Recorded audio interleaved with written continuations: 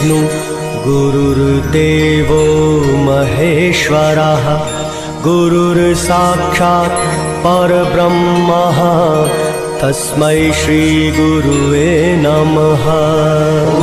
गुरुर्ब्रह्मा गुरुर्विष्णु गुरुर्देवो महेश्वरः गुरुर्साक्षात् परब्रह्मा तस्मै श्री गुरुवे नमः।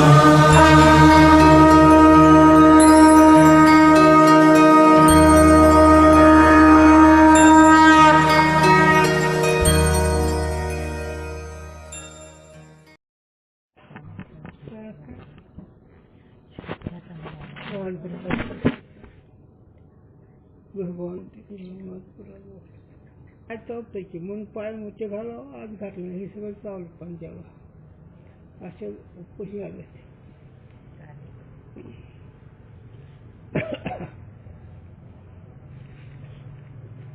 वाची क्रिएशन डोमेन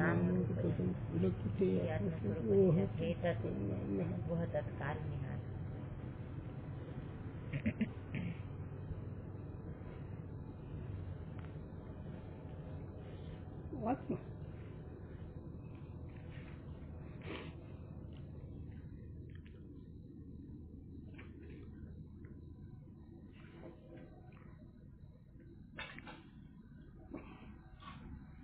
यथार्थ को प्रमा कहे है, अयथार्थ को अप्रमा कहे है।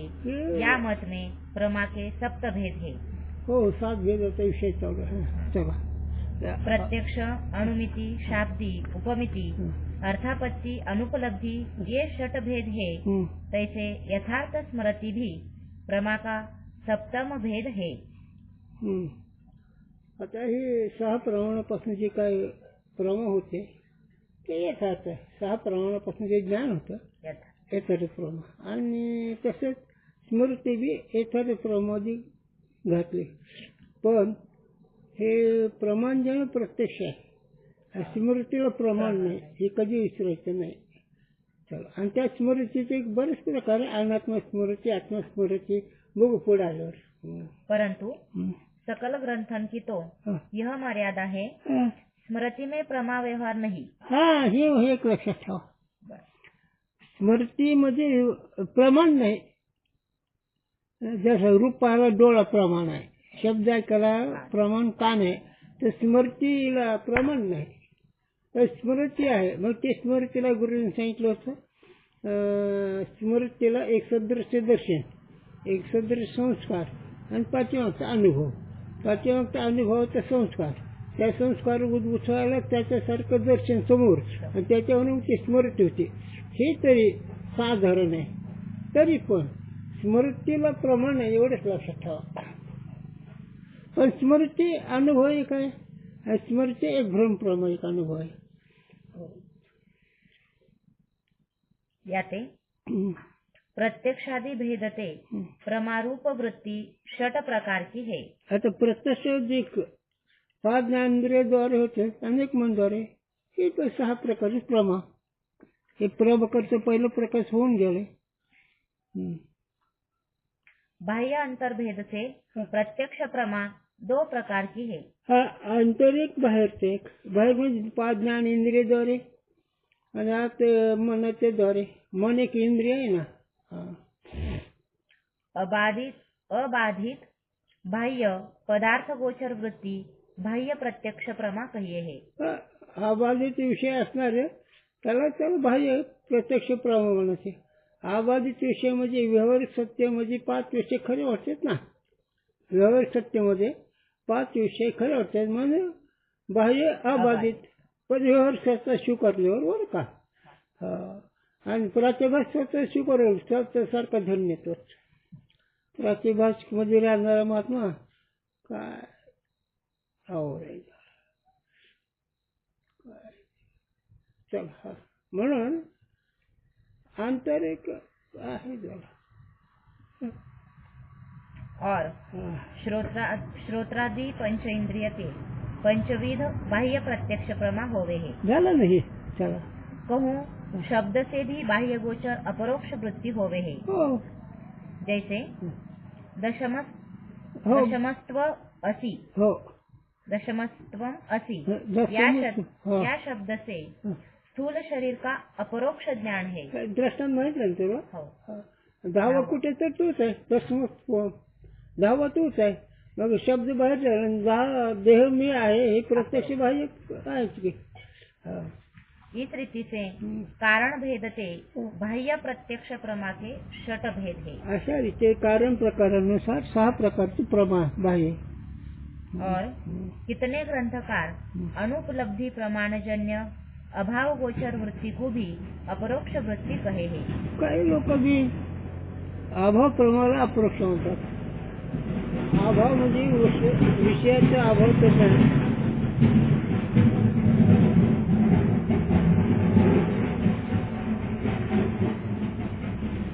ही माहिती आहे. आता नाही तर ना अभाव प्रत्यक्ष. आता याच्यावर काही प्रत्यक्ष म्हणतात, काही परोक्ष म्हणतात. पण अभाव तर प्रत्यक्ष प्रमा होती ना, नाही तर निश्चय होतच ना. तिनके मत में श्रोत्रादि पंच इंद्रिय और शब्द तथा अनुपलब्धि ये सप्त बाह्य प्रत्यक्ष प्रमा के करण है। आता त्यांच्या मतामध्ये अनुपलब्धी प्रमाणद्वारे जे अभाव प्रमाचे प्रत्यक्ष, तर ह्याच्या 7 प्रत्यक्ष बाह्य आहे. 7 प्रकारचे प्रमा बाह्य आहे. याते बाह्य प्रत्यक्ष प्रमा सप्तविध है. म्हणून बाह्य प्रत्यक्ष 7 प्रकाराचा आहे. परंतु यह अर्थ पूर्व लिखा है. समजी जाऊ दे. अगोदर ऐकायला येईना आणि ही पुन्हा विक्षेप होतो. परंतु यह अर्थ पूर्व लिखा है. हे अर्थ ही माहिती आम्ही मागे लिहिलेली आहे. धर्मा धर्म की न्यायी प्रत्यक्ष योग्यता अभाव में नहीं. आता धर्माचे प्रत्यक्ष प्रमाण आहे, तसं अभाव प्रमाण नाही ना. कारण प्रत्यक्ष सुखदुःख प्रत्यक्ष आहे ना, तसं अभाव मध्ये प्रत्यक्ष नाही ना. याते वृत्ति अवच्छिन्न चेतन से अभाव अवच्छिन्न चेतन का अभेद हुए भी अभाव गोचर वृत्ति अपरोक्ष नहीं है. दोन्ही अभाव अवच्छिन्न पदार्थाचा अभाव तर अवच्छिन्न आणि वरचं अवच्छिन्न हे दोन्ही एक जर झालं तर अभाव ते प्रत्यक्षात नाही ना. किंतु अनुमित्यादिकरण की न्यायी अनुपलब्धि प्रमाणजन्य अभाव गोचर वृत्ति प्रत्यक्ष वृत्ति से विलक्षण है. म्हणून अनुमिती प्रमाण अनुमानापासून अनुमिती प्रमाण जी होती है ना, त्याप्रमाणे अनुपलब्धि प्रमाणजन्य अनुपलब्धी प्रमाणजन्य. अनुपलब्धी ही प्रमाणवाचक पद, अनुपलब्धी ही प्रमाणवाचक पद. अनुपलब्धी प्रमाणजन्य अभाव गोचर वृत्ती, अभाव गोचर वृत्ती म्हणजे वृत्तीला त्याचा अभावाचं जे ज्ञान झालं प्रत्यक्ष वृत्ती से विलक्षण है. मग प्रत्यक्ष वेगळे, कारण प्रत्यक्षाला विषय आहे आणि ह्याचा विषय नाही ना. याते म्हणून बाह्य प्रत्यक्ष प्रमा के षट भेद हे सप्त नाही. म्हणून 6 प्रकार आहेत बाह्य ज्ञानाचे विषयाचे, 7 नाही. कारण प्रत्यक्षाला विषय आहे, अनुपलब्धीला विषय नाही. अंतर प्रत्यक्ष प्रमा भी 2 प्रकार की है. आता अंतर प्रत्यक्ष म्हणजे तुमच्या जवळ अंतःकरणाचं हे ह्याला अंतर्वण, त्याच्यावर सुद्धा 2 प्रकार आहेत. एक आत्मगोचर है, दुसरी अनात्मगोचर है. आलं का तेच पाठीमाग विषय झाला चौथ्या सर्ग आत्मविचार अनात्मविचार. तिथे हे आत्मस्मृती अनात्मस्मृती अंतर. आत्मगोचर भी 2 प्रकार की है. आत्मगोचर सुद्धा 2 प्रकार आहेत. एक शुद्धात्मगोचर है, दूसरी विशिष्टात्मगोचर है.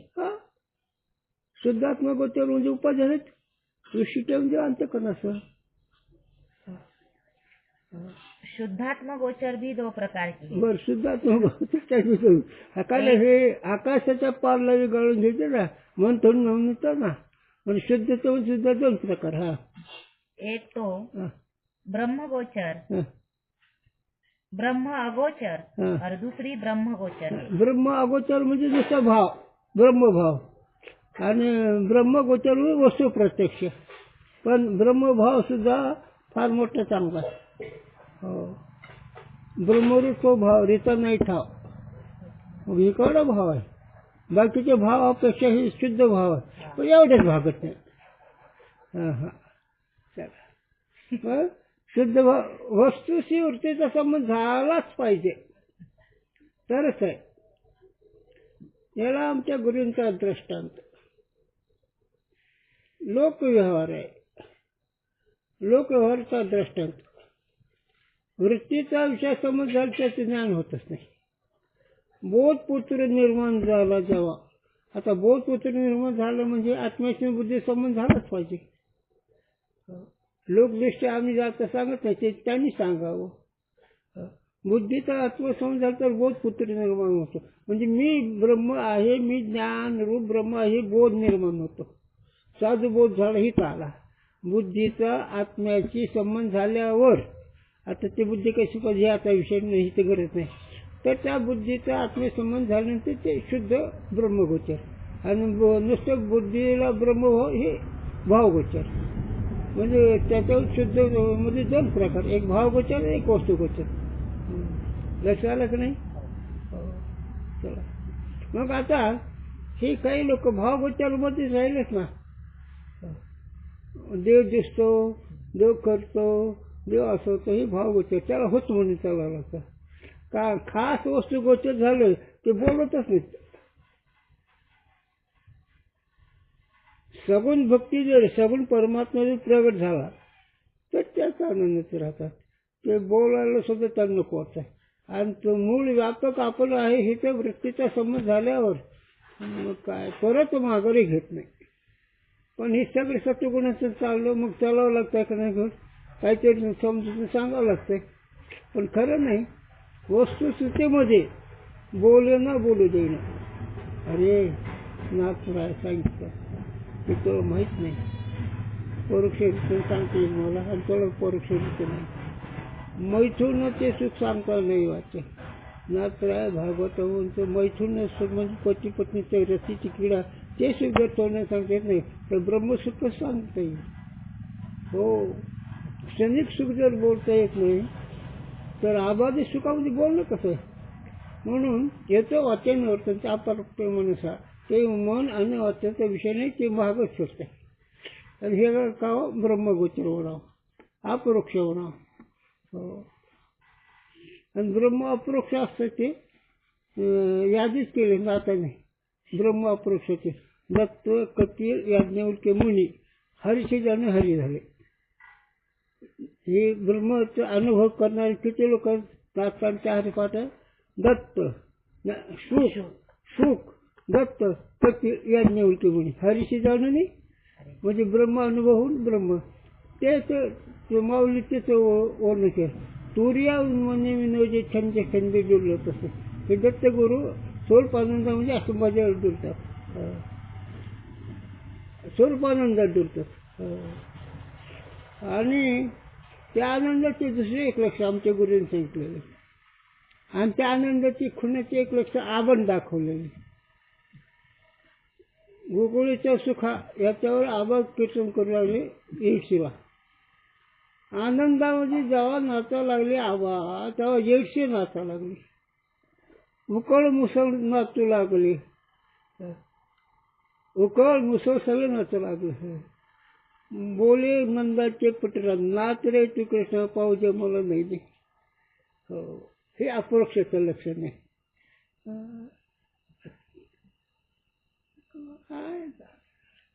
आणि हे मिळवणं परमार्थाचं वर्म आहे. बाकी चार दीडच्या आणि कोणी तिकडे जायला म्हणून शुद्ध दोन, एक भावगुण शुद्ध आणि एक कारण ब्रह्मभाव जर झाला दुसरा भावच होत नाही. वस्तू जर कळले वस्तूचा प्रश्न, पण वस्तूचा निश्चय भाव गोचर त्यात बदल होत नाही. चला, म्हणून अंतरात्म्यामध्ये दोन, एक अनात्म प्रत्यक्ष एक आत्मप्रत्यक्ष. आत्मप्रत्यक्ष म्हणजे परोक्ष अपरोक्ष, त्याच्यामध्ये पण भाव, शुद्ध भाव न प्रत्यक्ष. हा हम्म.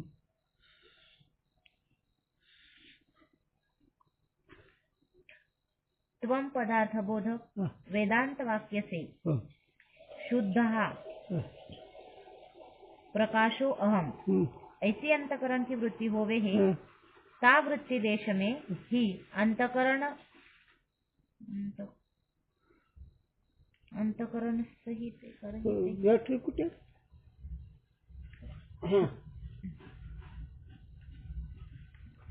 ते आता पुस्तक झालं ना. अंतकरण उपहित.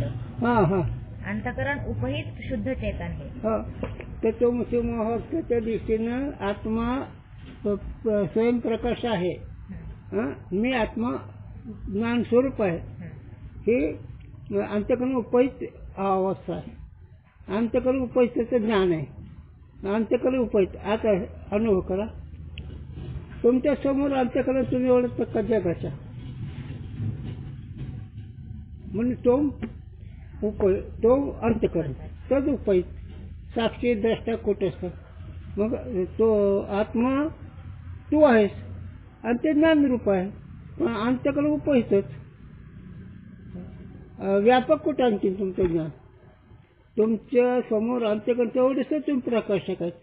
आणि तेच प्रकाशक, तेच आत्मा मी आहे. ज्ञानरूप आत्मा मीच आहे ना. आणि आत्मा ही पद का?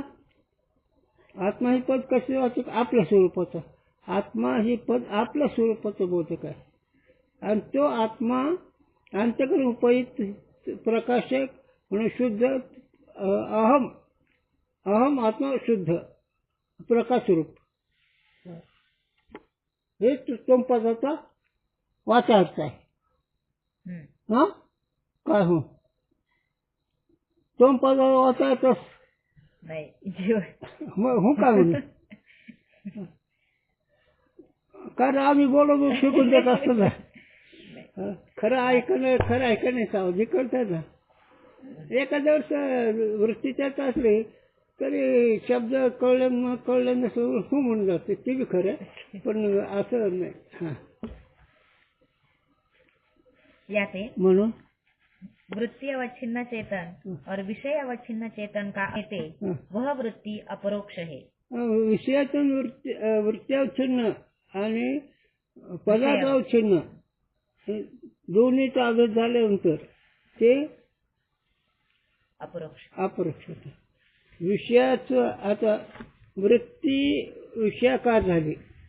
विषयाकार झाल्यानंतर त्या विषयाकार झालेल्या वृत्ती उपहित आणि विषय उपहित एकच आहे. चला. और ता वृत्ति के विषय शुद्ध चेतन में ब्रह्मता भी है. आणि वृत्तीचा विषय जे शुद्ध चेतन त्यात ब्रह्म बी आहे. म्हणजे व्यापक तो ना. शुद्ध चेतन म्हणजे व्यापक झालं. नाही व्यापकाला ब्रह्म म्हणा.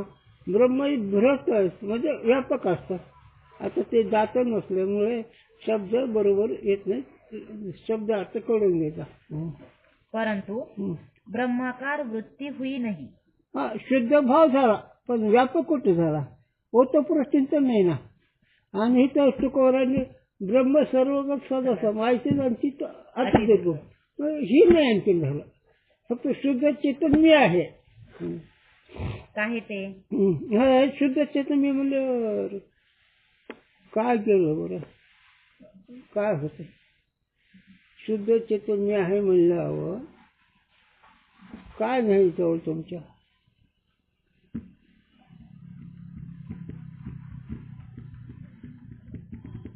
अंतकरणात त्यात धर्म नाही.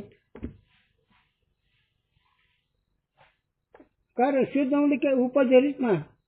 उपाधिरहित तुम्ही निर्विकार. काहींचा संसार तुम्हाला नाही. मग उपाधिरहित म्हणल्यानंतर त्या उपाधीचे धर्मच नाही आणि उपाधी नाही म्हणून ते शुद्ध आहे. पण ते शुद्ध आहे तेवढंच. पण ब्रह्म व्यापक. आणि आता ते सांगतो तुम्हाला. अनुभव करा. तुमच्या जवळच्या मनाची साक्षी तुम्ही वाटतात का नाही?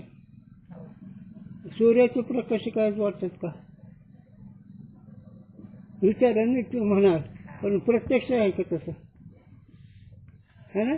ज्यावेळेस तुम्ही तुमच्या अभ्यासाचं सहज लिहिलं म्हणजे सूर्य साक्षी भाष्य झालं, मग तुम्ही व्यापक झाला.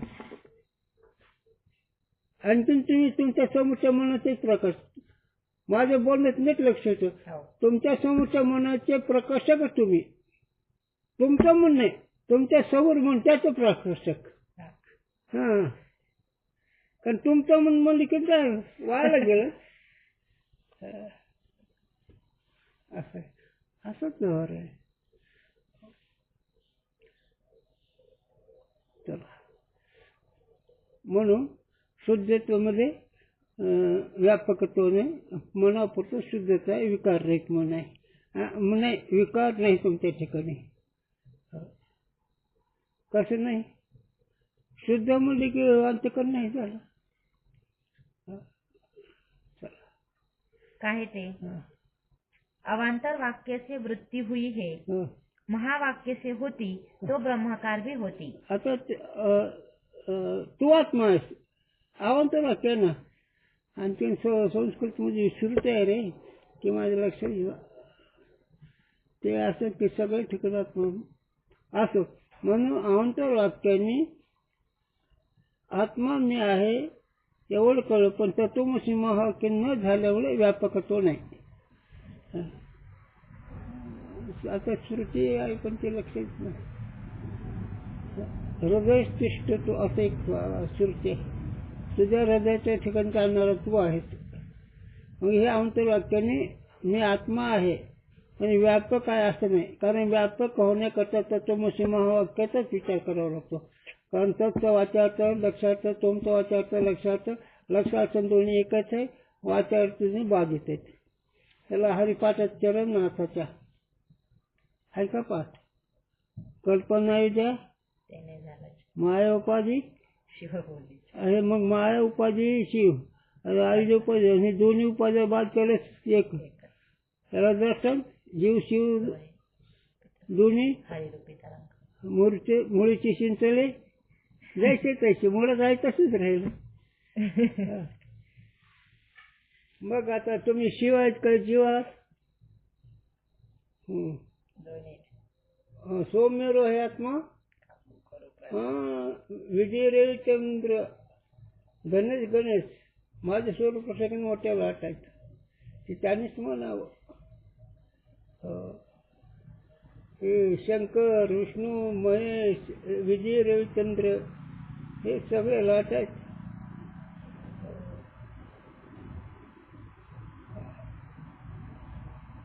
मग मुळाकडून पाहिले तर लाट आहेत, लाटाकडून पाहिले तर उपास्य दैवत आहे.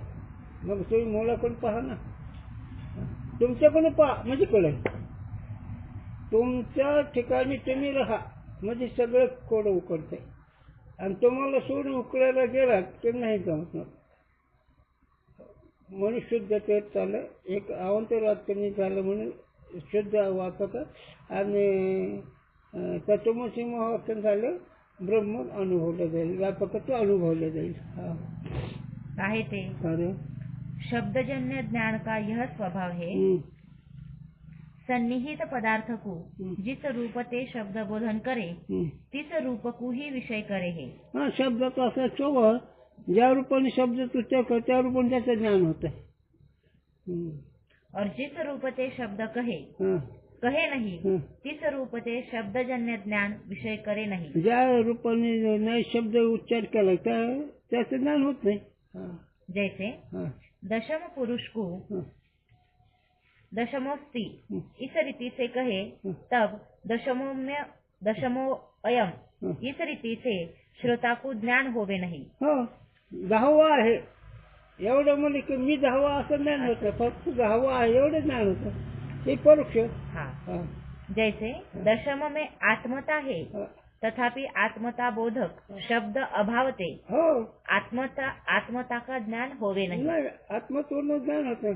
10वा आहे याच्यात तू 10वा नाही ना. ज्यावेळेस तू 10वा आहे असं तर मग मी 10वा असं. तसंच इकडे देव आहे. अरे देव कुठे आहे? सर्वखंडीय ब्रह्म आहे ना, सर्वखंडीय ब्रह्म. पण ते खंडीय ब्रह्म कुठे आहे? तर सर्वखंडीय ब्रह्म आत्मा साक्षी ब्रह्म तू आहेस. तू तोम पदाचा वाचार्थ तत्पदाचा वाचार्थ त्यागून अधिष्ठान कुटस्थ चैतन्य घट आकाश महाकाशात आहे. त्याप्रमाणे कुटस्थ हे व्यापकच आहे. वाचाचा त्याग केल्यावर कारण तो ते तो आहेस ना. मग ते तो म्हणून ब्रह्म आणि कुटस्थ एकच आहे. तेव्हा व्यापक होतं. तत्वमसी महावाक्याने व्यापकत्वाचं ज्ञान होतं. आवंत वाक्याने परोक्षाचे ज्ञान होतं. अपरोक्ष होतं पण व्यापक होत नाही.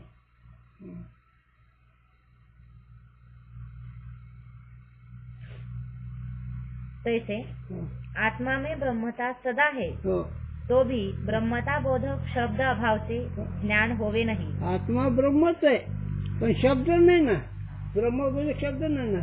म्हणून तर काही वाक्यामध्ये परोक्ष वाक्य परोक्ष ज्ञान करून देणार असतं. काही वाक्य अपरोक्ष ज्ञान करून देतात पण आत्म्याचं अपरोक्ष पण व्यापकच होत नाही. म्हणून दसमस्तो परोक्ष आणि दसमस्तोम हेच अपरोक्ष. म्हणजे शब्द अभाव आणि शब्द असणं. याते उक्त वृत्ती ब्रह्मागोचर शुद्धात्म गोचर अंतर प्रत्यक्ष प्रमा आहे. म्हणून अशा रीतीने विचाराने एक ब्रह्मगोचर आहे, एक शुद्धात्मा गोचर आहे. शुद्धात्मा गोचरामध्ये ब्रह्मगोचर नाही कारण शब्द अभाव असल्यामुळे. आणि आत्मा ब्रह्म आहे असं जर शब्द असेल तर मग ती ब्रह्मकार होते. मग शब्दाच्या असण्यावर आणि नसण्यावर.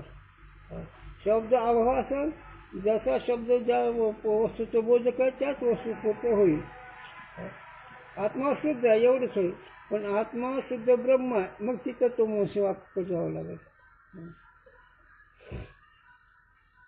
प्रत्यक्ष के प्रसंगते यह शंका होवे है. सिद्धांत में इंद्रिय जन्य ज्ञान प्रत्यक्ष होवे है, इसका तो अंगीकार नहीं. किंतु वृत्ति अवच्छिन्न चेतन से विषय अवच्छिन्न चेतन का अभेद ही ज्ञान की प्रत्यक्षता का हेतु है. हो. आता प्रत्यक्षाचं कारण काय आहे का नाही. तर इंद्रियजन्य प्रत्यक्षता आहे हे वेदांतामध्ये घेतली नाही. हे भ्रमामध्ये आहे. इंद्रियजन्य ज्ञान भ्रमामध्ये आहे. व्यवस्थित मानले तर प्रत्यक्ष होईल पण तात्विक दृष्ट्या जर पाहिलं इंद्रियजन्य ज्ञान भ्रमामध्ये. पण असं ते तो विषय थोडा बाजूला ठेवू आपण. बाजूला आहे पण वृत्त्यावच्छिन्न आणि विषयावच्छिन्न आहे का नाही हेच आहे ना. हे वृत्त्यावच्छिन्न आणि विषयावच्छिन्न हे दोन्ही एक झाले मग ते प्रत्यक्षाचं कारण आहे. कारण वृत्ती आणि घटाकार आणि वृत्ती घटाचा आकार झाला म्हणजे वृत्ती उपचैतन्य आणि घट उपचैतन्य एकच आहे ना. घटाकार झालं ते घट उपचैतन्य वृत्ती उपचैतन्य एकच येतं मग ते अभिन्न झालं. घट दोन्ही उपाय एक दिवशी झालं मग चैतन्य पहिलं एकच आहे. पण सांगताना सांगायला लागतं वृत्तावच्छिन्न विषयावच्छिन्न पण अवच्छिन्न चैतन्य एकच आहे.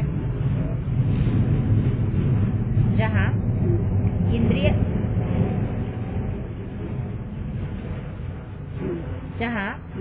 इंद्रिय संबंध घटाधिक होवे तहा इंद्रिय द्वारा अंतकरण की वृत्ति बाह्य जाय के विषय के आकार के समानाकार होय के विषय ते संबंधवती होवे है.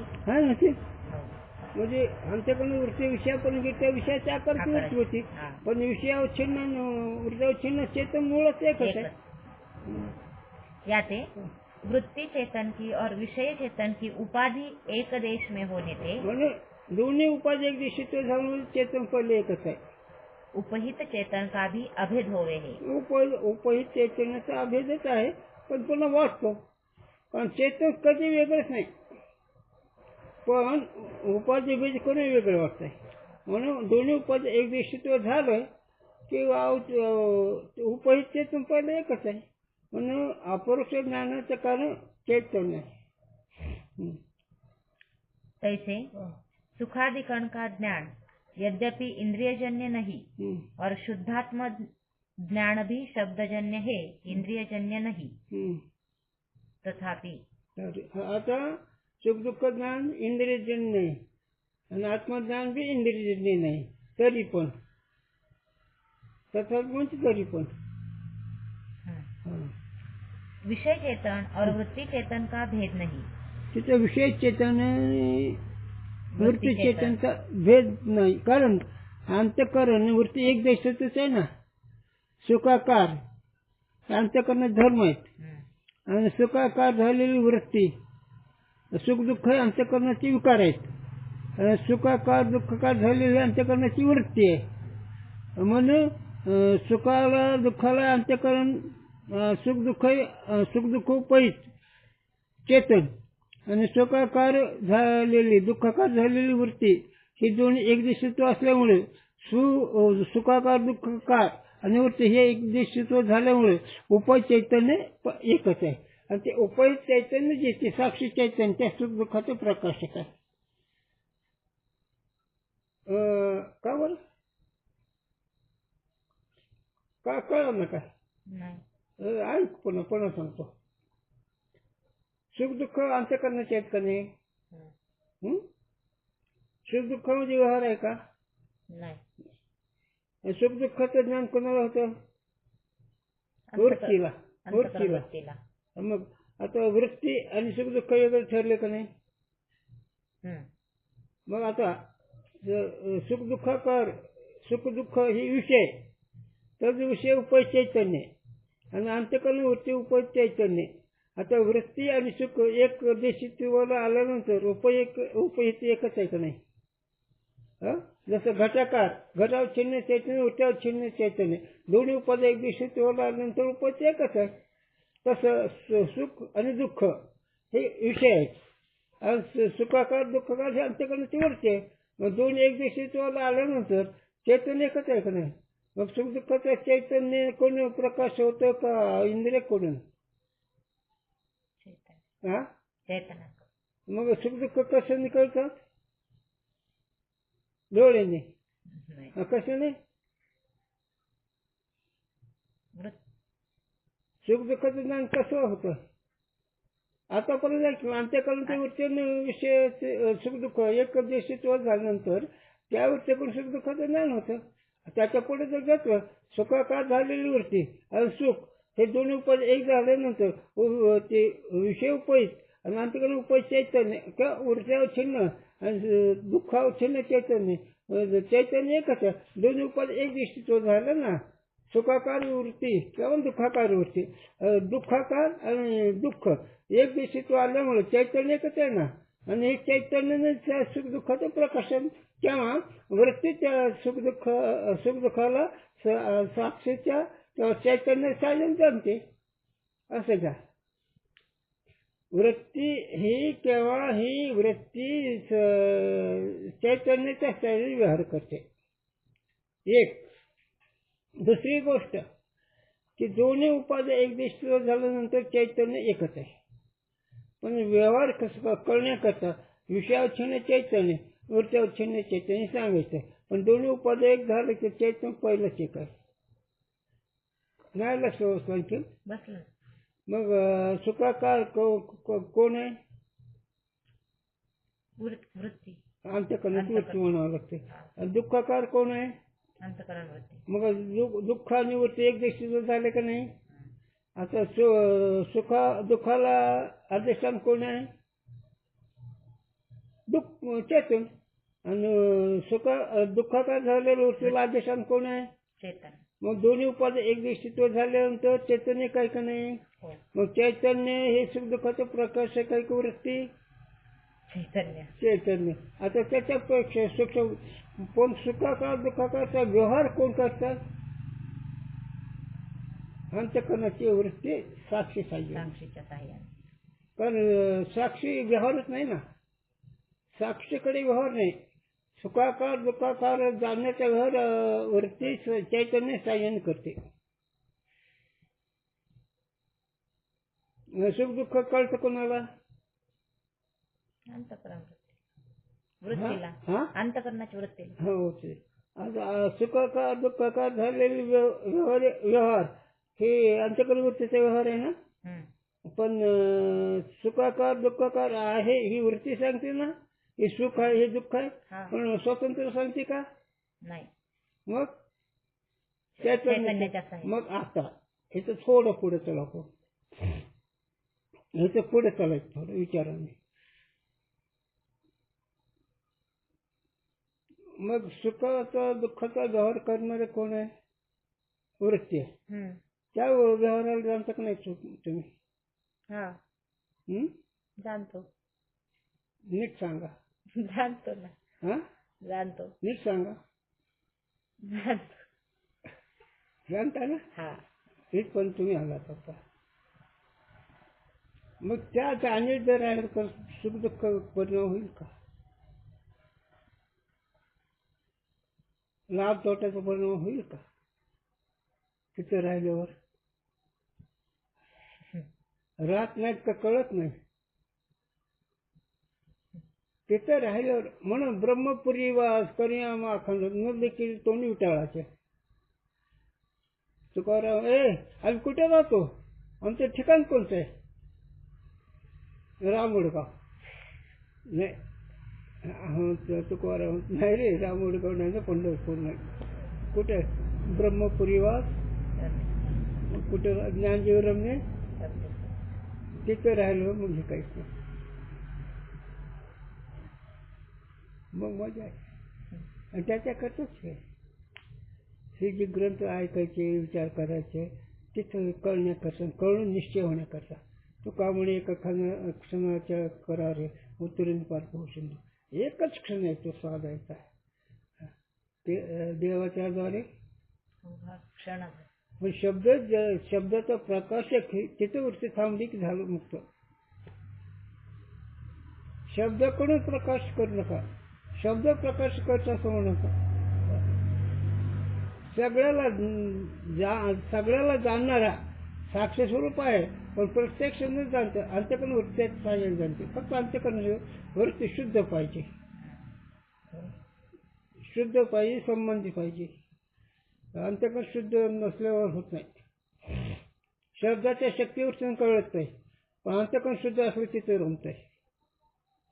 साधूंच्या अर्थामध्ये शब्दशक्ती आहे कळून देण्याची, पण राहण्याची शुद्धतेची गरज आहे. म्हणून सुख दुःखाचा प्रकाशनाचा व्यवहार किंवा सुख दुःख जाणण्याचा व्यवहार किंवा सुख दुःख आहे याचा व्यवहार करणारे अंतःकरणाची वृत्ती साक्षीच्या साहाय्याने सुख दुःख आहे असे व्यवहार करते. पण सुख दुःख हे अंतःकरण तमगुणाचे लक्षण आहे, सुख दुःखाचा विक्षेप होणार रजगुणाचे लक्षण आहे, आणि सुख दुःखाला जाणारी अंतःकरण शुद्ध सात्विक वृत्ती आहे.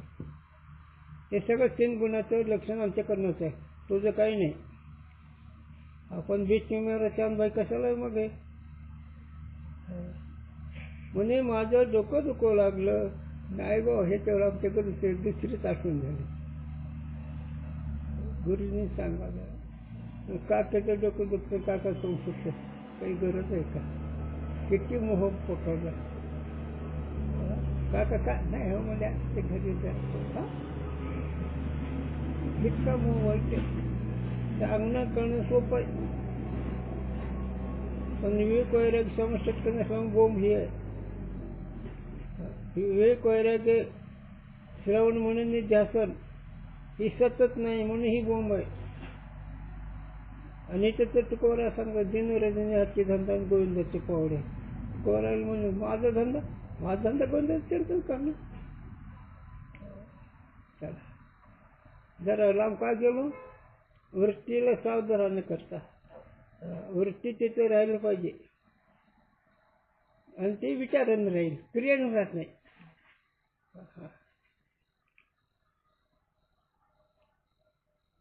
काही ते सुखाकार वृत्ति अंतकरण देश में है का चित्र आलं का नाही? और सुख भी अंतकरण में है. हा आहे का नाही? याते म्हणून वृत्ति उपहित चेतन विषय उपहित चेतन का अभेद है. सुखाकार दुःखाकार झालेलं कोण आहे? वृत्ति. आणि सुख दुःख काय झालं? विषय. म्हणजे दोन्ही अंतकरण दर्शनामध्ये आहेत का नाही?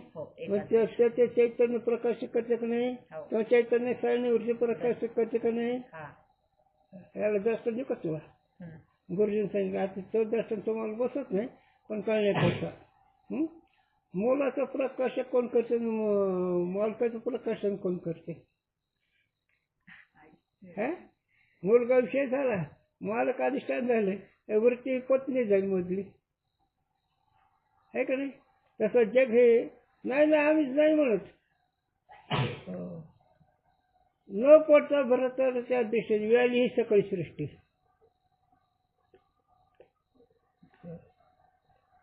त्याच्या खाली येऊन सांग ब्रह्मज्योतीचं सकाळ बाळ, विष्णू संध्या दुपारचं बाळ, संध्याकाळी शंकरचं बाळ, ही मायाचे बाळ आहे.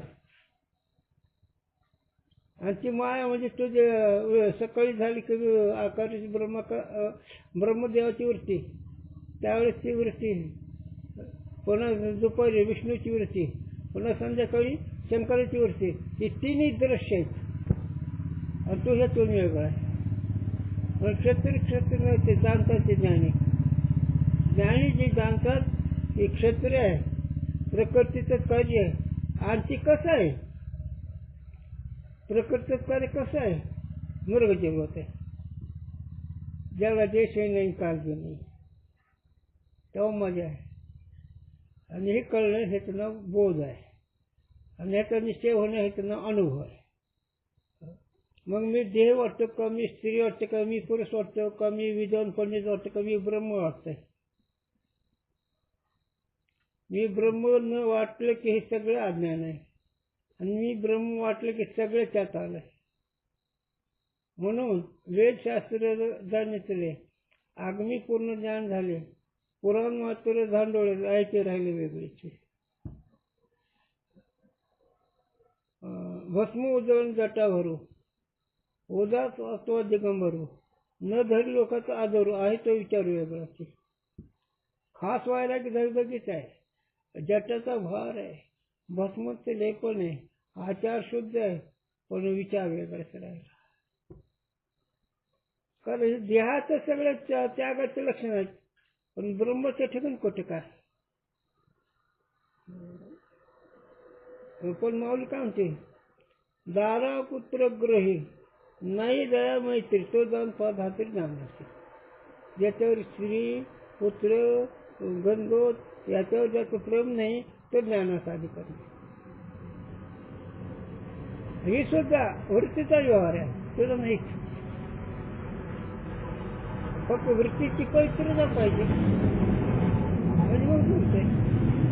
म्हणून तथापि सुखाकार दुःखाकार, सुख ही दुःख ही एक विषय अंत्यकरणाचा परिणाम, अंत्यकरणाचा परिणाम वृत्ती. पण सुखाला वृत्ती म्हणता येत नाही, दुःखाला वृत्ती म्हणता येत नाही, ते समगुणाचे विकार आहेत. आणि अंत्यकरण सात्विक वृत्ती काय म्हणजे दोन्ही एक दृष्टित्व असल्यामुळे चैतन्य एक आहे. म्हणून साक्षी म्हणून सुख दुःखाची प्रत्यक्षता होते, पण त्याला प्रमाणाची गरज नाही. पुढं वाच ना, पण आहे थोडी एकच वाक्य बरंच आहे. मग उद्या घ्या ना, खूण लक्षात ठेवा कोणा पानवर आहे. नाही वाच, 2-3 ओळी हा 2-3 ओळी वाच ना मग, वाच ना मग, वाच. तैसे हा तैसे त्याप्रमाणे आत्माकार वृत्ती का उपादान कारण अंतकरण है, आमच्या आत्माकार वृत्तीचं उपादान कारण कोण आहे? अंतकरण. हा, और अंतकरण उपहित चेतन के अभिमुख हुई है. काय अंतकरण उपहित चेतन के अभिमुख हुई है, अंतःकरण उपाय चैतन्याच्या अर्थाच्या समोर आहे. याते म्हणून आत्माकार वृत्ती भी अंतकरण देश में है. म्हणून आत्माकार वृत्ती सुद्धा अंतःकरण देशामध्येच आहे, तो अंतःकरणामध्येच आहे. तरी तो अंतकरण ही शुद्ध आत्मा की उपाधि है. आणि ते अंतःकरण कोणतं कशाची उपाधी आहे? शुद्ध आत्मा. शुद्ध काय म्हणलं त्याला? उपाधी राहायचं म्हणून. शुद्ध अंतःकरणाची वृत्ती आत्माकार आहे म्हणून आत्मा शुद्ध है का? उपाधि रहता है म्हणून. इस रीति से दोनों उपाधि एक देश में होने से वृत्ति चेतन और विषय चेतन का अभेद होवे है. म्हणून अशा रीतीनं विषय चेतन वृत्ति वृत्ती चेतन दोन्ही उपाधी एक दिवशी झाल्यामुळे अभेद होतो. दोन्ही पदार्थ एक देशत्व झालं, एक अभेद झाला, विषयाची प्रत्यक्षता होती. आता इकडं शुद्ध अंतःकरणामध्ये अंतःकरणाच्या समोर वृत्ती आहे का नाही? अंतःकरण शुद्ध आहे ना, आणि ते शुद्ध झालेलं अंतःकरण, त्या अंतःकरणाचा परिणाम जी वृत्ती त्या आत्म्यासमोर आहे ना, म्हणून शुद्ध आत्म्याला जाणते ना ते. आता एक सांगतो तुला शंकराचार्याचं.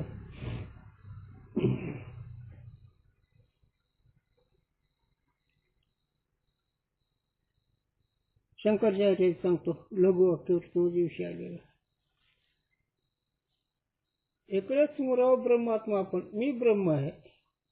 हा, तिकडे जो उत्तर संकल्प स्मरण मिथ्याचा असं देहाधिक बुद्धी असली की तिकडे मिथ्या आणि इकडे मी आत्मा म्हणायचं. आता मी आत्मा म्हणतो त्यावेळेस अंतःकरण शुद्ध असून ती वृत्ती त्या आत्म्याच्या समोर गेले, म्हणजे आत्म्याला ओळखलं शुद्ध सत्यगुणामुळे. मी आत्मा अशी वृत्ती म्हणते का आत्मा म्हणतो? वृत्ती म्हणते. कोणती वृत्ती म्हणते? शुद्ध अंतःकरणाची. म्हणजे विषय आणि वृत्ती एक देशित्व झालं, अपरोक्ष होतं. याते सुखादी ज्ञान शुद्धात्म ज्ञान प्रत्यक्ष रूप हे. म्हणून सुखाधिक ज्ञान सुखाधिकत्व ते ज्ञान कसं आहे ते मला माहिती आहे, मी मुद्दाम सांगलोय. शुद्धात्म ज्ञान प्रत्यक्ष रूप हे. मग शुद्धात्म ज्ञान प्रत्यक्ष म्हणजे मी ब्रह्म आहे, मी आत्मा साक्षी प्रत्यक्ष आहे, आणि मी देह हे बी प्रत्यक्ष. मी सुखदुःख ही प्रत्यक्ष आहे, पण मला सुखदुःख होतं त्यावेळेस वेगळं, पण मी सुखदुःख ही भ्रम आहे. मी देह म्हणणं ही भ्रमप्रमा आहे, आणि मी साक्षी आहे म्हणणं यथार्थ प्रमा आहे. अबाधित विषयाला गोचर करून ते यथार्थ प्रमा, बाधित विषयाला गोचर करणार ते अयथार्थ प्रमा. झालं कुंडली.